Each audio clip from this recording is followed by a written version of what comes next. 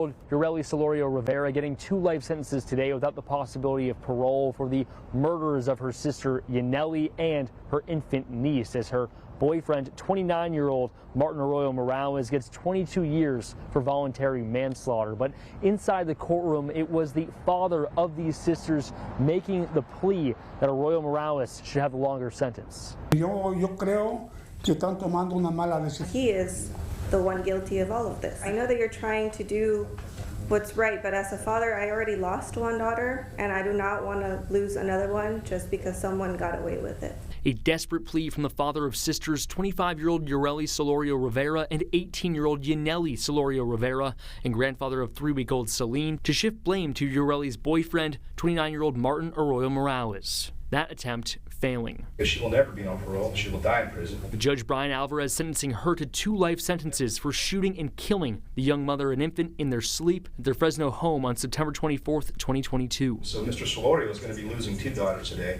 She made a deal with the state, and the court's going to follow through with that state, and she avoided a potential death penalty. Arroyo Morales, identified in surveillance video near the home in 2022, also reaching a plea deal for a dismissal of murder charges, was sentenced to 22 years in prison for 2 counts of voluntary manslaughter. Back then, authorities said the couple planned to kill Yaneli and her daughter with the motive being jealousy and sibling rivalry. But today, Ureli's defense, speaking on her behalf, claimed Yaneli threatened her own young children, pushing her to commit the horrific crime. Yaneli used to threaten them, to drag them on the field, and Ureli was very concerned about safety of her children. But I just want public to understand that Michael is very remorseful for what had happened, and she's not such an evil, cold killer.